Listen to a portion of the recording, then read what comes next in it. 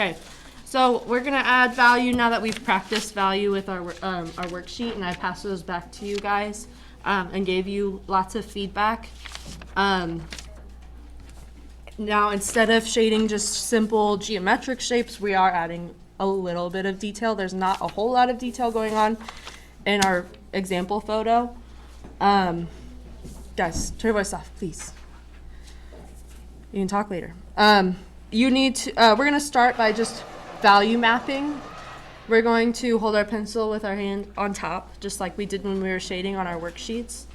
And we're just going to start with our darkest shadows. So if you're looking at your example blending scale, any value that's on the darker half of our value scale is our darker shadows. So we're looking for those kinds of values in our image. So I'm just going to move around my drawing. I'm not going to spend too much time right now with like making sure I fill all my space and going inside the lines and things like that. I'm going to start kind of messy and then clean up my drawing as I go. Okay, so I'm going to be looking for my darkest shadows.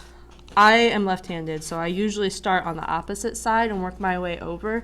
That way I'm not smudging my hands or my drawing with my hand. If you would like to start on the other side, you can. Just for fun, I'm going to do top to bottom. So starting with the top of my vase. Oops, here, let me do it like that. Okay. I'm just going to kind of loosely draw my shadows using the side of my pencil because, again, I am messy, adding messy value, but I do want to be able to hide my lines later.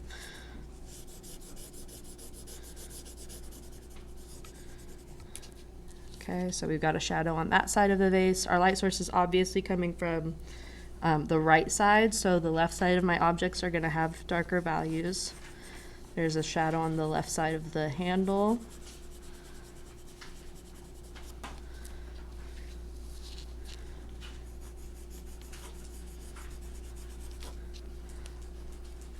There's a shadow on the left side of the bottom of the vase. It's kind of curved like the curve of my object, so I'm going to curve my shadow there.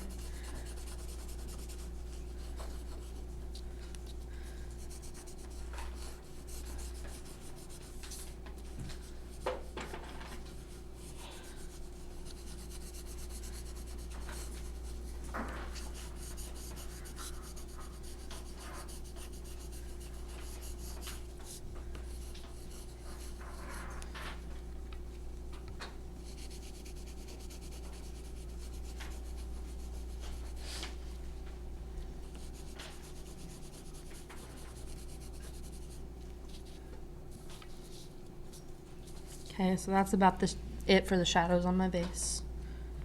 It's very loose, very quickly drawn. I'll leave that up a little longer so you guys can look at it.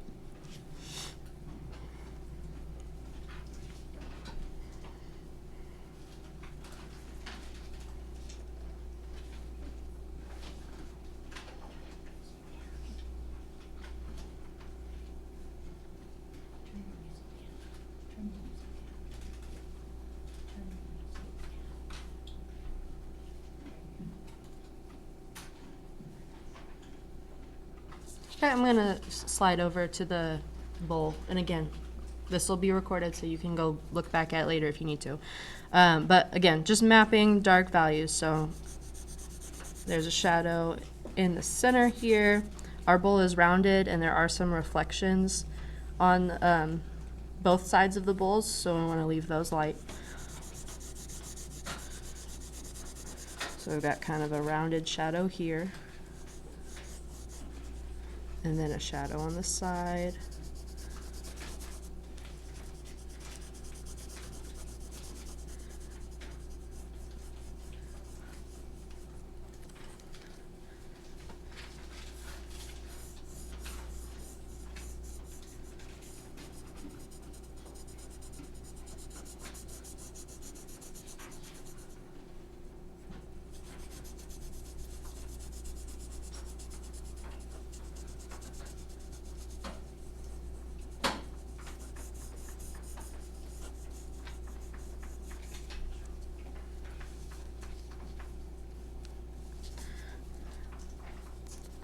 Then there's a shadow inside the bowl.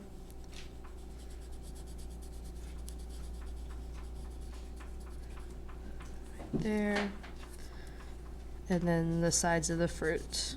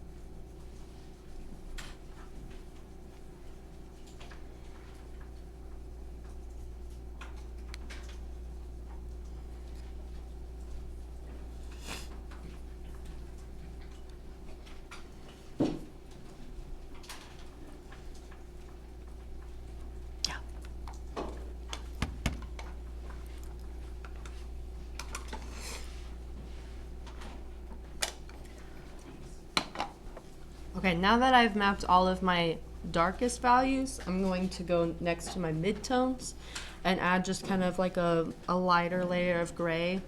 And I'm gonna leave my brightest highlights the white of the paper. Then I can go back into my midtones and my shadows and make them like change the texture of them if I want to. I know a lot of objects in here are really smooth, so you might want to blend those out if you would like.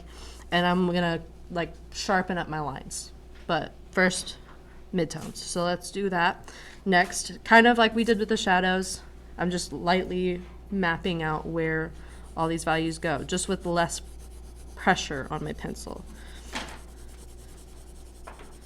So that's going to be most of the surface that's left besides the brightest values. So the entire like top side of the vase has value. I'm gonna make sure to shade all of that in. Let me overlap this again. Okay, the inside has gray value. There's some gray value on the handle. We'll leave out some spots for our highlights.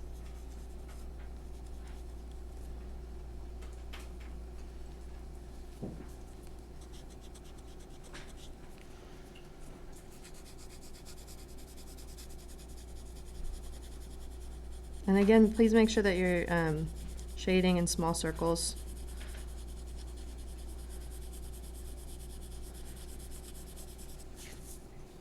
Sorry, the line of my paper is making a line in my drawing.